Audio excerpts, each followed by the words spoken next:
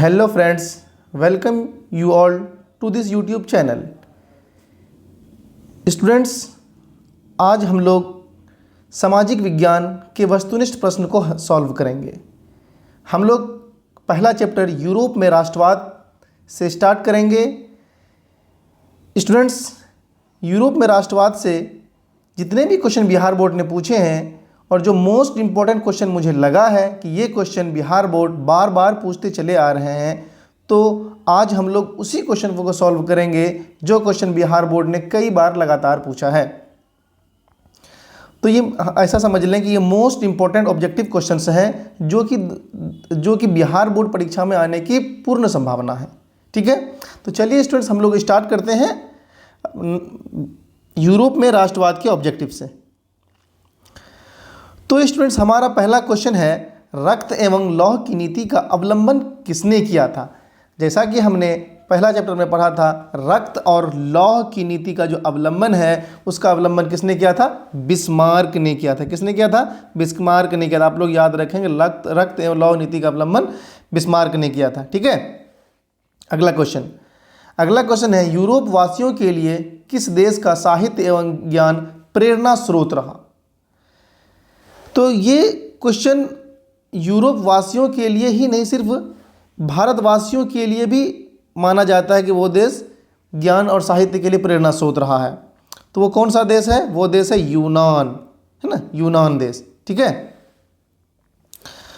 अगला क्वेश्चन क्या है दोस्तों? फ्रैंकफर्ट की संधि कब हुई?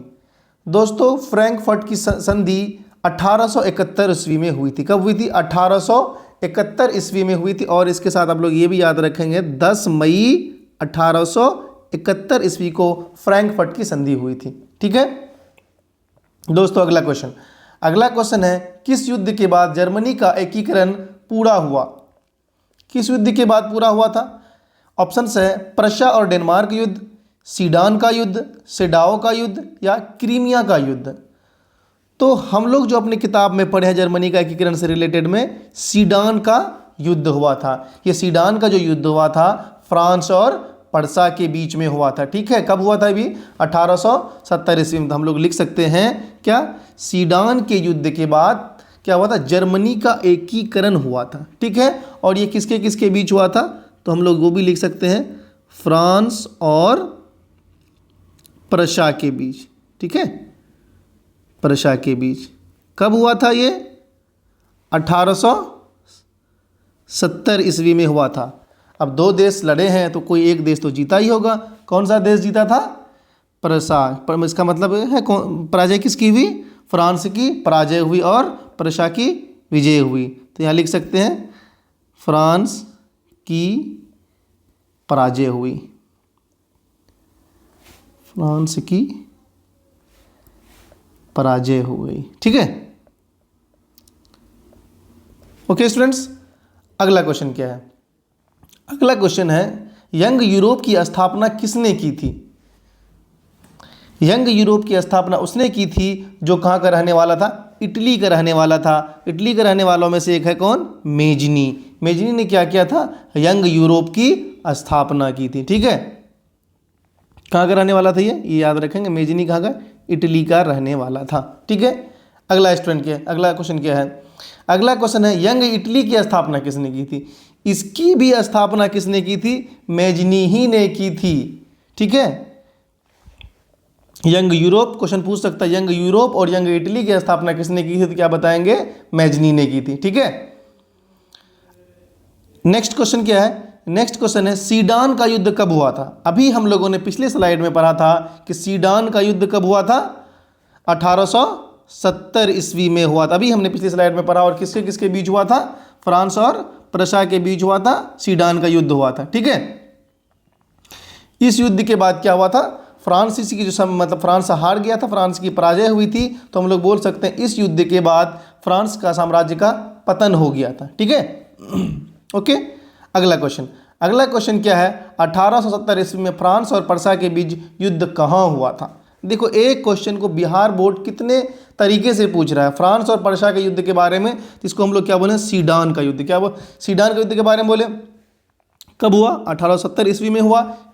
मतलब एक क्वेश्चन यहाँ बनता है, कब हुआ, किसके किसके बीच में हुआ, फ्रांस और पर्शिया के बीच में हुआ, है ना, और कहाँ पर हुआ, सेडान में हुआ था। ठीक है, तो ये क्वेश्चन इसके साथ और पूछ सकता है कि किसकी पराजय हुई इस युद्ध में, अगर पराजय होने के बाद किसका पतन हो गया।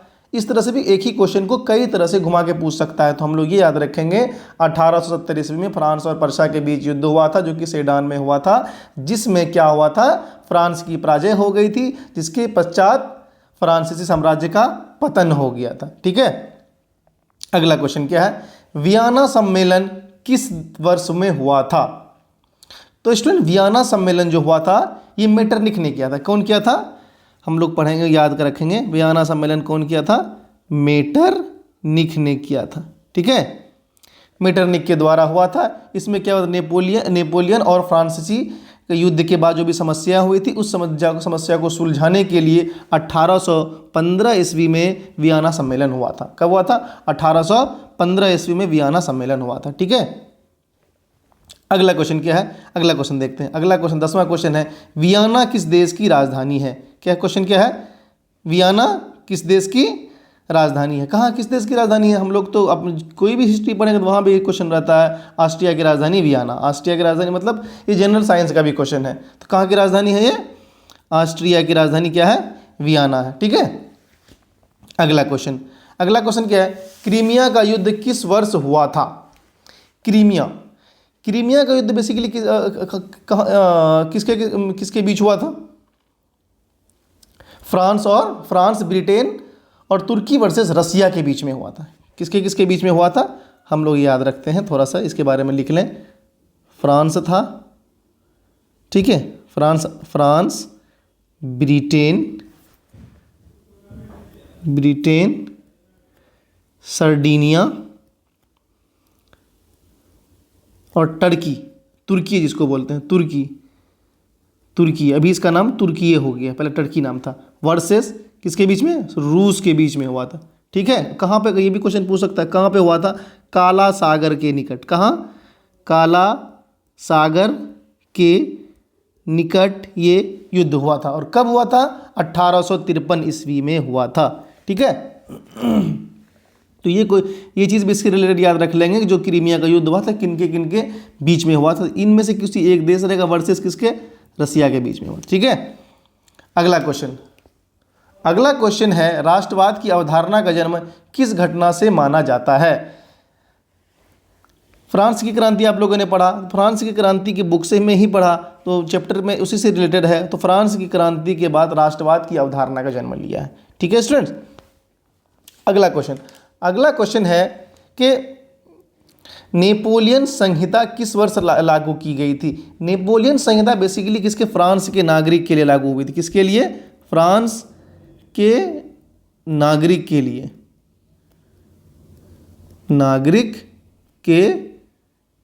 लागू की गई थी। ये कब हुई थी, 1804 ईस्वी में। एकदम याद रखेंगे, नेपोलियन संहिता जो है फ्रांस के नागरिकों के लिए लागू हुई थी, वो भी 1804 ईस्वी में, जिसमें क्या हुआ था, सभी को सम्मान देने का बात की गई थी, सभी की आर्थिक स्थिति को सुधारने की बात की गई थी, चाहे वो किसी भी कैटेगरी से बिलोंग करता हो, चाहे वो किसान हो या फिर वो उच्च वर्ग के या लोग हो। ठीक है, अगला क्वेश्चन है, वियना सम्मेलन कांग्रेस का अध्यक्ष कौन था। तो इसको याद रखेंगे, मेटरनिख जो था, क्या वियना सम्मेलन जब हुआ था उसका अध्यक्ष मेटरनिख को चुना गया था। ठीक है, उसी की अध्यक्षता में वियना सम्मेलन हुआ था। ठीक है, अगला क्वेश्चन, मेटरनिख व्यवस्था का उद्देश्य क्या था। मेटरनिख व्यवस्था का उद्देश्य था कि जो पुरातन व्यवस्था होता है ना, उसको फिर से स्थापना करना। क्या करना, पुराना जो व्यवस्था जो सब था पुरातन व्यवस्था को, उसको फिर से स्थापना करने की बात की कौन, मेटरनिख ने। ठीक है, अगला क्वेश्चन क्या है, काउंट काबूर की मृत्यु किस वर्ष हुई। काउंट काबूर की मृत्यु कब हुई, काउंट काबूर की मृत्यु क्या हुई, ये 1861 ईस्वी में हुई थी। ये कौन थे, ये प्रधानमंत्री थे। कौन थे, इटली के प्रधानमंत्री थे। कब, कहाँ के, इटली के प्रथम प्रधानमंत्री इसी को कहा जाता है, इसी को कहा जाता है, इटली के प्रथम प्रधानमंत्री यही बने थे। ठीक है, प्रधानमंत्री यही बने थे। क्या मतलब ये, और ये क्या किए थे साथ साथ, ये मतलब ये एक बहुत बड़े राजनेता थे, जिन्होंने क्या किया था, लिबरल पार्टी नाम से लिबरल पार्टी की स्थापना की थी। ठीक है, की स्थापना की थी। ठीक है, तो किसी क्वेश्चन से उससे रिलेटेड जो भी चीज़ें उसको याद रखने की कोशिश करें, आपको बोर्ड एग्जाम में आसानी होगी। ठीक है, 17वां क्वेश्चन। नेक्स्ट क्वेश्चन क्या है, इटली और जर्मनी का एकीकरण का विरोधी कौन था? इटली और जर्मनी के एकीकरण का विरोधी सिर्फ एक देश नहीं थे, इसके विरोधी के कई सारे देश थे, जैसे कि जर्मनी भी इसके विरोधी थे, जर्मनी और इसके विरोधी थे। तो कौन होगा? ऑस्ट्रिया। कौन होगा? ऑस्ट्रिया। इटली जर्मनी जो एकीकरण था इसके विरोधी आपस में भी थे, और इसका विरोध के कौन कौन किए? बेसिकली कौन था? ऑस्ट्रिया था। ठीक है, अगला क्वेश्चन क्या है, लाल कुर्ती का गठन किसने किया था? लाल कुर्ती का गठन अगर बात करें तो ये कभी कभी लोग इंडिया से रिलेटेड भी समझ लेते हैं। ठीक है, लेकिन जो आपकी बुक है इसमें भारत से रिलेटेड नहीं है, तो ये क्या है, विश्व का जो इतिहास है उसको बताया गया है। तो अगर विश्व का इतिहास है, लाल कुर्ती का गठन की बात की जाए तो लाल कुर्ती गठन किसने किया था? लाल कुर्ती गठन किसे? गैरीबाल्डी ने किया था। ठीक है, कौन किया था? गैरीबाल्डी ने किया था। ठीक है, और लाल कुर्ती गठन की बात करें भारत में कौन? खान अब्दुल गफ्फार खान के बारे में जाना जाता है। ठीक है, 19वां क्वेश्चन क्या है, जर्मनी का एकीकरण किस वर्ष पूर्ण हुआ था? जर्मनी का एकीकरण किस वर्ष पूर्ण हुआ? जर्मनी का एकीकरण 1871 ईस्वी में पूरा हुआ। ठीक है, बेसिकली था क्या, 1866 या 67 में एकीकरण हो गई थी, लेकिन अगर पूर्ण की बात करें तो 1871 ईस्वी में पूर्ण एकीकरण हो गया जर्मनी का, और जिसका श्रेय बिस्मार्क को दिया जाता है। इसका श्रेय किसको दिया जाता है?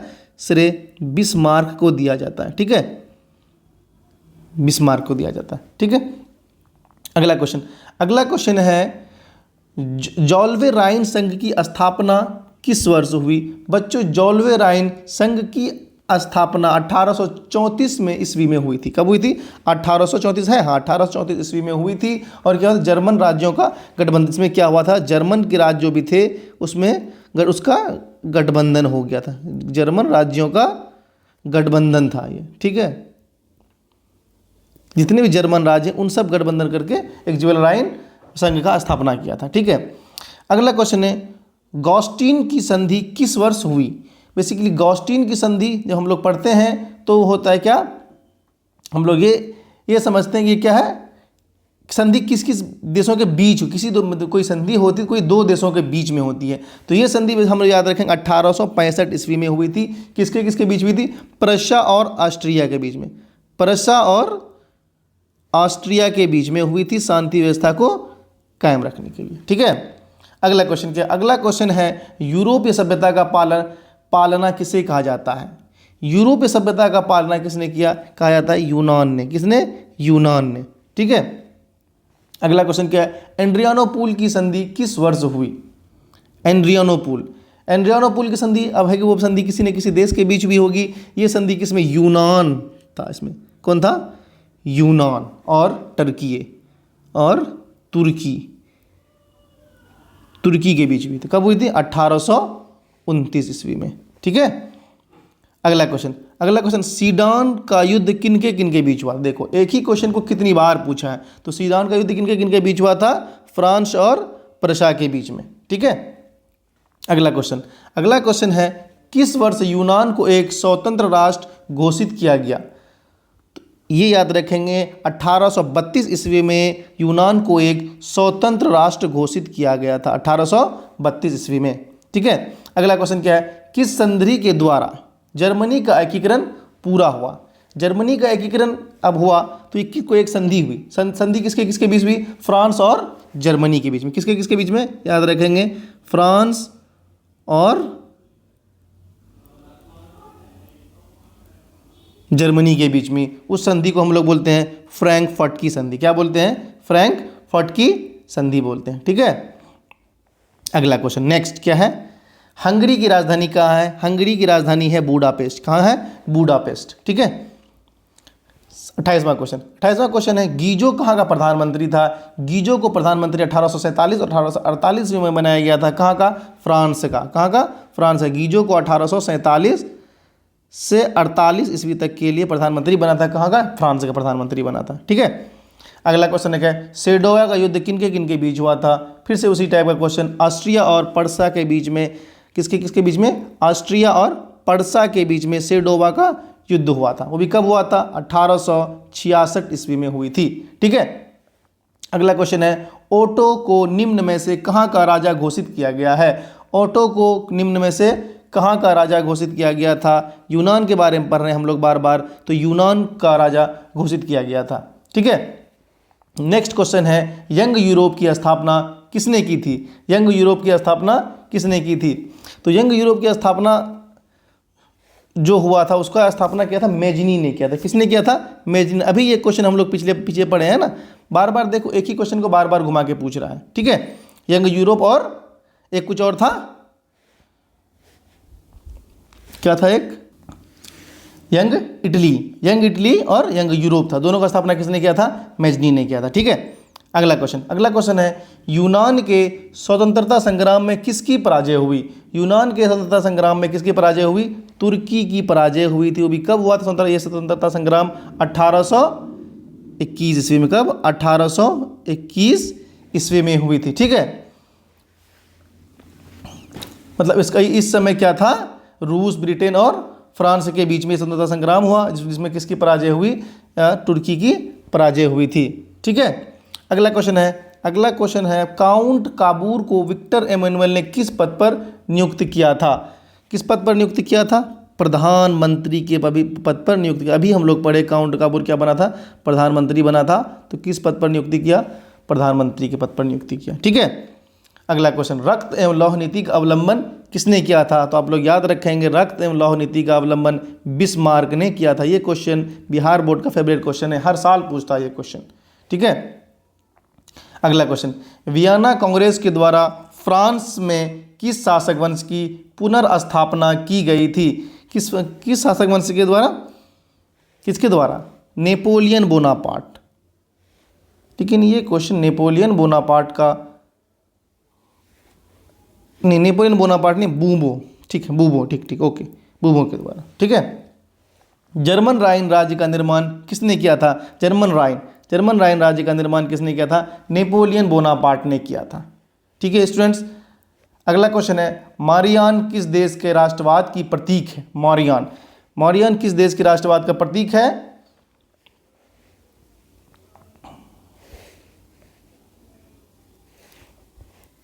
फ्रांस का। किसका?